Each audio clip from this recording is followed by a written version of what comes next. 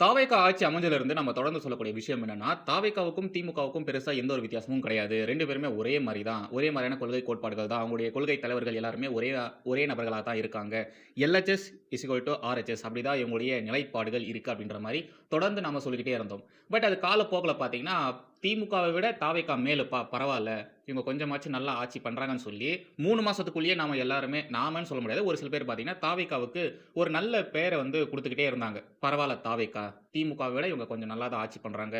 ஊழல்லாம் பெருசா நடக்கல. லஞ்சம்லாம் பெருசா நடக்கல. யாரும் லஞ்சம் வாங்குறதில்ல. அது முழுமையாக தடுக்கப்பட்டிருக்கு அப்படின்ற மாரி தொடர்ந்து எல்லாருமே சொல்லிட்டே இருந்தாங்க. பட் இப்போ அந்த பேச்சுக்கள் எல்லாமே மாற ஆரம்பிச்சிருக்கு. யாரெல்லாம் செலிபிரிட்டீஸா அதாவது இந்த சின்ன திரை பிரபலங்கள், சோசியல் மீடியால இன்ஃப்ளூயன்சர்ஸா இருப்பாங்க இல்லையா? அவங்க எல்லாருமே யாரெல்லாம் ஆரம்ப காலகட்டங்கள்ல விஜய்க்கு ஆதரவாக பேசிட்டு இருந்தாங்களோ, அவங்க எல்லாருமே இப்போ அவங்களுடைய வாதத்திலிருந்து மாறி போறாங்க. தாவேக்கா ஆதரவு நிலைப்பாட்டிலிருந்து மாறி போயிட்டு இருக்காங்க. தாவேக்காவுக்கு எதிராக பேசிட்டு இருக்காங்க. பெருசா எந்த விதமான ஆக்ஷன்ஸும் இல்ல. அவங்க பெருசா எதுவுமே செய்யவே இல்ல. அவங்களே பரவால்ல போல அப்படின்ற மாரி தாவேக்காக்கு சப்போர்ட் பண்ணி பேசினவங்களே இப்ப பேசிட்டு இருக்காங்க. சாதாரண மக்கள் கிடையாது. நான் சொல்றது செலிபிரிட்டீஸ். சோசியல் மீடியா இன்ஃப்ளூயன்சர்ஸ், சின்ன திரை பிரபலங்கள் இவங்களே பார்த்தீங்கன்னா, இப்போ தாவேக்காவின் ஆட்சிக்கு எதிராக பேசிட்டு இருக்காங்க. என் நேரமா என்னன்னு தெரியல. நான் யார பத்தியாச்சும் ஒரு நல்ல விதமா நெனைச்சேன்னு வச்சுக்கோங்களேன். நல்ல விதமா யோசிச்சு அவங்கள பத்தி நம்ம பேசலாம்னு சொல்லி நான் நெனைச்சேன்னு வச்சுக்கோங்களேன். நான் அந்த கன்டென்ட்ட எழுதுறதுக்குள்ள நம்ம நெனைச்சது தப்பு. இதுங்கலாம் திருந்தவே திருந்தாதுங்க. இதுங்க எப்பவுமே இப்படி தான் இருக்குங்க அப்படின்ற மாரி நெனைக்கிற மாரி ஏதாச்சும் ஒரு சம்பவமானது நடந்துரும்.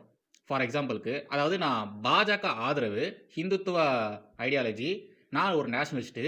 இதை தவிர்த்து நான் மத்தவங்கள் மீது ஒரு நல்ல அபிப்பிராயத்த வச்சேன்னா, நெனைச்சேன்னா, பரவால்லப்பா இந்த இஸ்லாமிய அமைப்புகள். இவங்க கொஞ்சம் நல்ல வேலைகள் பண்றாங்கப்பா. இந்த இஸ்லாமிய கட்சிகள் பரவால்லப்பா. இவங்க நெறைய நல்ல விஷயங்கள் செஞ்சுட்டு இருக்காங்கப்பா. ஐயோ! இந்த கிறிஸ்தவ அமைப்புகள்லாம் பாருங்களேன். மக்களுக்காக எப்படி உதவி பண்றாங்க பாருங்களேன். தாவேகா பாருங்க எப்படி ஆட்சி பண்ணுது. திமுக பாருங்க என்னென்னலாம் பண்ணியிருக்கு. நாத்தாக்கா அவங்கலாம் கண்டிப்பா ஆட்சி அதிகாரத்துக்கு வரணும்ப்பா. சீமான் கண்டிப்பா வின் பண்ணணும்ப்பா. இப்படின்ற மாரிலாம் நான் நெனச்சாலே நெனச்சாலே இவங்களுடைய முகத்திரையை கிழிக்கிற மாரி ஏதாச்சும் ஒரு சம்பவங்கள் என் கண்ணு முன்னாடி வந்துரும். செய்திகளா வரும். இல்லன்னா சோசியல் மீடியால இந்த நியூஸ் ஃபீட்ல வரும். இவங்க இப்படி செஞ்சிருக்காங்க. அவங்க அப்படி செஞ்சிருக்காங்க. இங்க குண்டு வெடிப்பு நடந்திருக்கு. அதுக்கு ஆதரவாக இத்தன பேர் கூடியிருக்காங்க. தீவிரவாதி செத்ததுக்கு இவங்க எல்லாருமே போயிட்டு அஞ்சலி செலுத்துறாங்க. ஹிந்து மதத்துக்கு எதிராக இவங்க பேசிட்டு இருக்காங்க. ஹிந்து மதத்த அழிக்க துடிக்கிறாங்க. இது மாரியான விஷயங்கள் என் கண்ணு முன்னாடி வந்துரும். இது என் ராசியா என்னன்னே தெரியல. யார் மீதாச்சும் ஒரு நல்ல அபிப்பிராயம் வச்சாலே, அவங்க அப்படிலாம் கிடையாது அப்படின்ற மாரியான விஷயங்கள் நடந்துரும். இப்போ எனக்கு தாவேக்கா அரசு மீது ஒரு நல்ல அபிப்பிராயம் இருந்தது. கண்டிப்பா இருந்தது. பட் அது போயிடுச்சு. நேத்துக்கு வீடியோல சொல்லியிருப்பேன். திமுகக்கு தாவேக்காவே மேலுன்னு நான் சொல்லிட்டு இருந்தேன். பட் இப்போ தாவேக்காவை விட திமுகவே மேலுன்னு சொல்ல வச்சுட்டாங்க.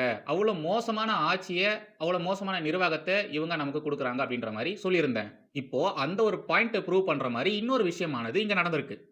உங்களுக்கு ஒரு சில ஸ்கிரீன்ஷாட்ஸ்லாம் முன்னாடி எடுத்து வைக்கிறேன் கொஞ்சம் பாருங்க. என்னால அத படிக்கவே முடியாது.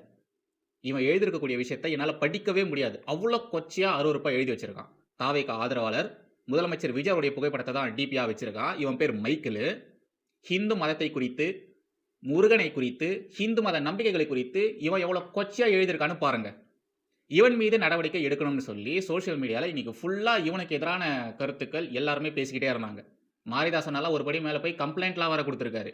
இவன் மீது இன்னைக்கு நீங்க நடவடிக்கை எடுத்தே ஆகணும். கிறிஸ்தவரா இருக்கக்கூடிய முதலமைச்சர் விஜய் அவர்கள், கிறிஸ்தவரா இருக்கக்கூடிய சபாநாயகர் அவர்கள், கிறிஸ்தவரா இருக்கக்கூடிய நிதியமைச்சர் அவர்கள், அப்புறம் கிறிஸ்தவரா இருக்கக்கூடிய காவல் ஆய்வாளர். இவங்க எல்லாருமே கிறிஸ்தவரா இருக்கக்கூடிய இவன் இத மாரியான விஷயத்த பண்ணியிருக்கான்னு சொல்லி நீங்க இவன சும்மா விடக்கூடாது. இந்த விவகாரத்துல மதத்த பார்க்காம இவன் மீது நீங்க நடவடிக்கை எடுக்கணும் அப்படின்ற மாரி மாரிதாஸ் மாறன் அவர்கள் தொடர்ந்து இப்போ சோசியல் மீடியால பேசிட்டு வந்துட்டு இருக்காங்க.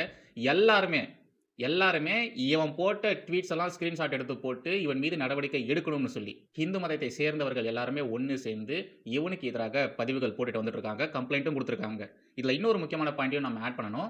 தாவேகா ஆதரவாளர்களாக இருக்கக்கூடிய ஹிந்துக்கள் அவங்களும் பார்த்தீங்கன்னா, இவன் போட்ட பதிவுக்கு எதிராக கருத்துக்கள் சொல்லிட்டு வந்துட்டு இருக்காங்க. நீ தாவேகா ஆதரவாளனா இருக்கலாம். அதுக்குன்னு நீ பண்ணக்கூடிய கேடுகெட்ட காரியத்துக்கு எங்களால முட்டு குடுக்கலாம் முடியாது. ஒழுங்கு மரியாதையா மன்னிப்பு கேளு அப்படின்ற மாரி தாவேகா ஆதரவாளர்களே இவன் சர்க்கிள்ல இருக்கக்கூடியவர்களே இவனுக்கு எதிராக பேசிட்டு வந்துட்டு இருக்காங்க. இன்னும் ஒரு சில பேர் இந்த நாம் தமிழர் கட்சியை சேர்ந்தவர்கள், திமுகவை சேர்ந்தவர்கள் இவங்கலாம் பார்த்தீங்கன்னா, இன்னும் ஒரு படி மேல போயிட்டாங்க. த்ரிஷா குறித்து ஏதாச்சும் அவதூறு கருத்துக்கள் பரப்புனா உடனடியாக கைது பண்றீங்க. முன்னாள் துணை முதலமைச்சர்ன்னு கூட பார்க்காம கைது நடவடிக்கையெல்லாம் நீங்க எடுக்க பார்க்குறீங்க. இங்க உங்க கட்சியை சேர்ந்த ஒருத்தரு முருகப்பெருமானை குறித்து, ஹிந்து கடவுள்களை குறித்து, ஹிந்து நபிகளை குறித்து இவ்ளோ கொச்சையா பேசியிருக்கான். இவன் மீது வழக்கு பதிவு செஞ்சாலும் இவன் மீது நடவடிக்கை எடுக்காம ஏன் நீங்க இன்னமும் காலதாமதம் பண்றீங்க? நடவடிக்கை எடுக்க வேண்டியதானே? ஏன் பயப்படுறீங்க? கிறிஸ்துவ லாபி உடைஞ்சிரும்னு பயப்படுறீங்களா? கிறிஸ்துவர்களுக்காக தான் நீங்க ஆட்சி பண்றீங்களா? அப்படின்ற மாரி, பாஜக செய்ய வேண்டிய வேலைகள, பாஜக மற்ற மாநிலங்கள்ல மத அரசியல் பண்ணுது. இப்படி தான் அவங்க ஆட்சி பண்றாங்க, ஆட்சிய புடிச்சிருக்காங்க அப்படின்ற மாரிலாம் இவங்க பேசுவாங்க இல்லையா? பட் இவங்க தாவேகாவுக்கு எதிராக இப்படிப்பட்ட கருத்துக்கள சொல்லிட்டு வராங்க. எனக்கு ரொம்ப ஷாக்கிங்கா இருக்கு. என்னடா நீங்க பாஜக இத மாரி மத அரசியல் பண்ணுதுன்னு சொல்லிட்டு திரிவீங்க. இப்ப என்னடா தாவேகா பண்ணுது? அதுவும் இவங்க பாருங்க, பாஜக மீது முன்னெடுத்து வைக்கக்கூடிய குற்றச்சாட்டுகள் என்னென்னவோ, அத எல்லாத்தையுமே இவங்களே பண்றாங்க.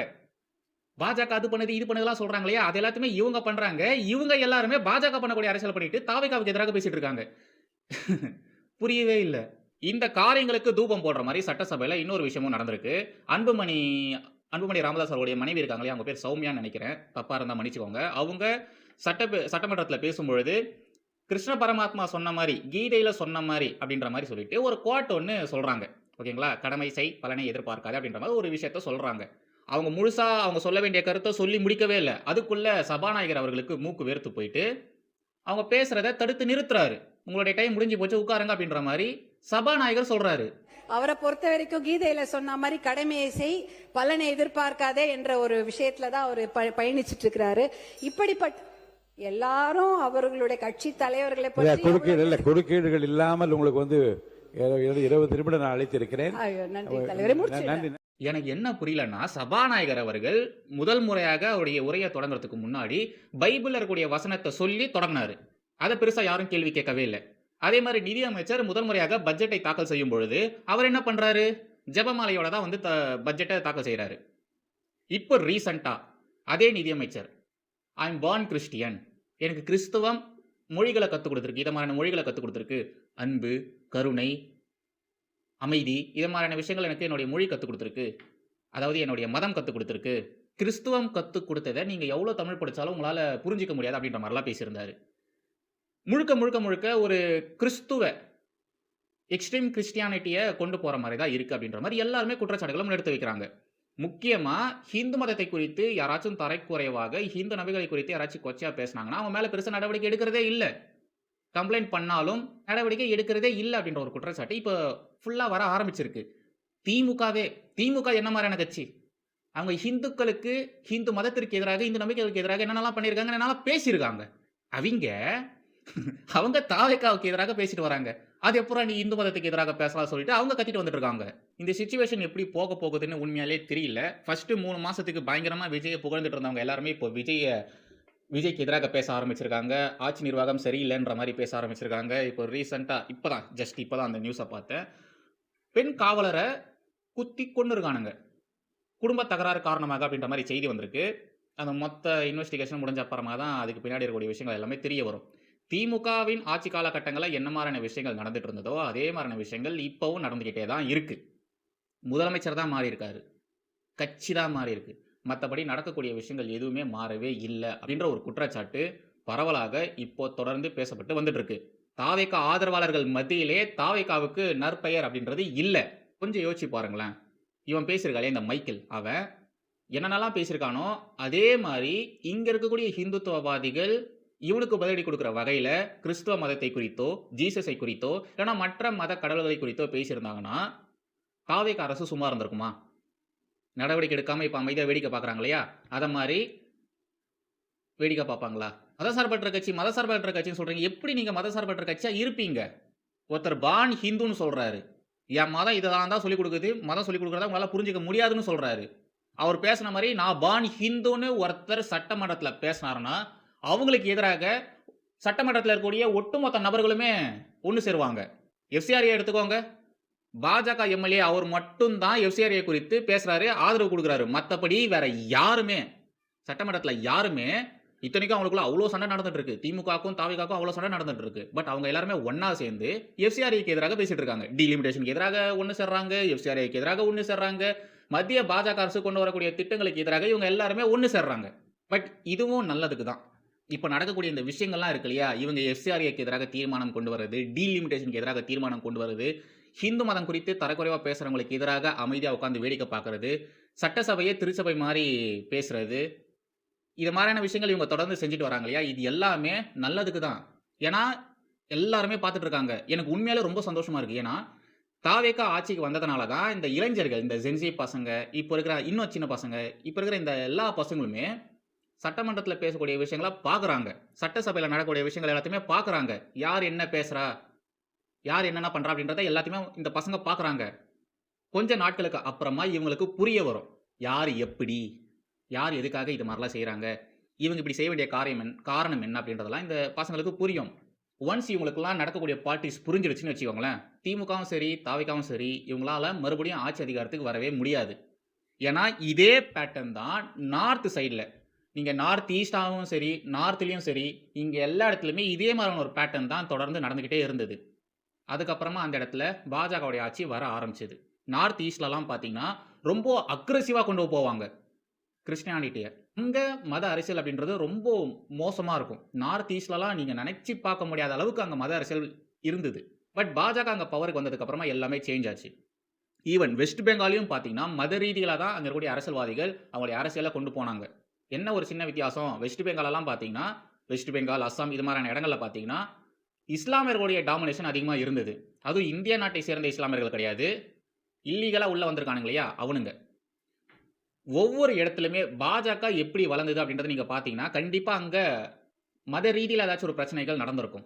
வெஸ்ட் பெங்கால்லயும் சரி, அஸ்ஸாம்லயும் சரி, நார்த் ஈஸ்ட்லயும் சரி, இங்கலாம் பார்த்தீங்கன்னா, மத ரீதியில பிரச்சனைகள் ஃபேஸ் பண்ணியிருப்பாங்க. அங்க இருக்கக்கூடிய மக்கள் ஃபேஸ் பண்ணியிருப்பாங்க. அவங்கள காப்பாத்தணும்னா பாஜகவால மட்டும் தான் முடியுன்றத அவங்க நம்புனாங்க. அந்த நம்பிக்கைய உடைக்காம பாஜக காப்பாத்தவும் செஞ்சாங்க. அதனால தான் பாஜக ஒன்ஸ் ஒரு ஸ்டேட்ல பவருக்கு வந்துட்டாங்கன்னா, அவங்களால பாஜகவை எதிர்க்கவே முடியாது. பாஜகவை நினைச்சு கீழ இறங்குற வரைக்கும் பாஜகவ யாராலயும் கீழ இறக்கவே முடியாது. இப்ப அங்க நடந்த மாரியான விஷயங்கள் எல்லாமே இப்ப தமிழகத்திலயும் நடந்துட்டு இருக்கு. ஃபர்ஸ்ட் திமுக, அதிமுக இந்த திராவிடியன் எரா இருக்கு இல்லையா? இது full and full anti Hindu எராவா தான் இருந்திருக்கு. ஹிந்துக்களுக்கு எதிராக, ஹிந்து மதத்திற்கு எதிராக, ஹிந்து ஸ்கிரிப்சர்ஸ்க்கு எதிராக இவங்க பண்ண காரியங்கள் கொஞ்சம் நஞ்சம் கிடையாது. இப்போ அவங்களுடைய பொலிட்டிக்கல் எரா அப்படின்றது முடிஞ்சு போச்சு. இப்ப தாவேகா ஒரு ஃப்ரெஷ் ஃபேஸா இவங்க வந்திருக்காங்க இல்லையா? இவங்க என்ன பண்றாங்க? அதே மாரி தான் நடந்துக்கிறாங்க. என்ன? திமுக ஒரு குறிப்பிட்ட மதத்த தூக்கி பிடிக்காது. பட் அவங்க தூக்கி போட்டு மிதிக்கிறது ஹிந்து மதமா இருக்கும். தாவேகா என்ன பண்றாங்க? மற்ற மதங்களை தூக்கி போட்டு மிதிக்கலனாலும் ஒரு மதத்த தூக்கி பிடிக்கிறாங்க. சோ பெருசா எந்த ஒரு வித்தியாசமும் கிடையாது. இந்த நிலைமை கொஞ்ச நாட்களுக்கு கன்டின்யூ ஆகணும். இங்களுடைய மக்கள் எல்லாருமே இவங்க பண்ணக்கூடிய காரியங்கள பார்க்கணும். தாவேகா அமைச்சர்கள் செய்யக்கூடியது, அவங்க பேசக்கூடியது எல்லாத்தையுமே மக்கள் பார்க்கணும். இது கொஞ்ச நாட்களுக்கு போனாதான் இங்க இருக்கக்கூடிய ஹிந்துக்கள், நடுநிலைன்னு பேசக்கூடிய ஹிந்துக்கள், செகுலரிசம் பேசக்கூடிய ஹிந்துக்கள் இவங்க எல்லாருமே திருந்துவாங்க. எப்படி அங்களுடைய மக்கள் திருந்துறாங்களோ, அங்க இருக்கக்கூடிய லோக்கல் கட்சிகளை விரட்டி விரட்டி அடிச்சாங்களோ, அதே மாதிரியான ஒரு நிலைமை இங்கேயும் வரும். இங்களுடைய மக்கள் திருந்துவாங்க. இவங்க செய்யக்கூடிய மத அரசியலை இந்த மக்கள் புரிஞ்சுப்பாங்க. ஸோ என்னுடைய பாயிண்ட் ஆஃப் வியூவில் நடக்கக்கூடிய இந்த விஷயங்கள் எல்லாமே நல்லதுக்கு தான். இன்னும் நீங்கள் ஹிந்து மதத்திற்கு எதிராக பேசுங்க. எவ்வளோ மோசமாக பேச முடியுமோ பேசுங்க. எனக்கு ஃபர்ஸ்ட்டு கோவமாக வந்துட்டு இருந்தது. அது எப்படா நீ ஹிந்து மதத்தை பற்றி இப்படி பேசலாம் அப்படின்ற மாதிரி கோவம் வந்துட்டு இருந்தது. பட் இதுக்கு முன்னாடி நடந்த விஷயங்கள்லாம் இருக்கு இல்லையா? அதெல்லாம் கம்பேர் பண்ணி பார்க்கும்பொழுது நல்லது தான். நாரதர் கழகம் நன்மையில் போய் முடியும்னு சொல்கிற மாதிரி இவங்க செய்யக்கூடிய காரியங்கள் எல்லாமே இன் ஃபியூச்சரில் ஒரு 10 to 15 இயர்ஸ்க்குள்ள பார்த்தீங்கன்னா நிறைய மாற்றங்களை தமிழகம் சந்திக்கும். கொஞ்சம் கூட எதிர்பார்க்க முடியாத அளவுக்கு ஹிந்துத்துவா அப்படின்றது தமிழகத்துல வளரும். மகாராஷ்டிரால வளர்ந்த மாதிரி, வெஸ்ட் பெங்கால்ல வளர்ந்த மாதிரி ஹிந்துத்துவா அரசியல், பாஜகவுடைய அரசியல் அப்படிங்கிறது இங்க வளரும். அதுக்கான ரூட் மேப்பை போட்டு கொடுக்கறது இவங்க தான். பாஜக ஏதாச்சும் பண்றாங்களான்னா கிடையாது. இங்க பாஜக பவர்லயே இல்லை. பட் இவங்க செய்யக்கூடிய காரியங்கள் இப்படி இவங்க பண்றாங்க இல்லையா? இது ஆட்டோமேட்டிக்கா மக்களை ஹிந்துத்துவாவை கையில் எடுக்க வைக்கும். தொடர்ந்து இழிவுபடுத்துறது, ஹிந்து மதத்தை இழிவுபடுத்துறது, இழிவுபடுத்துறவன் மீது எந்த ஒரு நடவடிக்கையும் எடுக்கிறதே கிடையாது. கருப்பர் கூட்டம் என்ன மாதிரியான காரியங்கள் பண்ணிட்டு இருந்தாங்களோ அதே மாதிரியான காரியத்தை இப்போ இருக்கக்கூடிய இந்த ஆட்சியிலும் தொடர்ந்து நடந்துகிட்டே தான் இருக்கு. என்ன அப்போ குறிப்பிட்ட அந்த ஒரு கேங் பண்ணிட்டு இருந்தது, இப்போ நான் விஜய் ஆதரவாளன் தாவேகால இருக்கு அப்படின்ற மாதிரிலாம் சொல்லிக்கிட்டு இவங்க பண்ணிட்டு இருக்காங்க.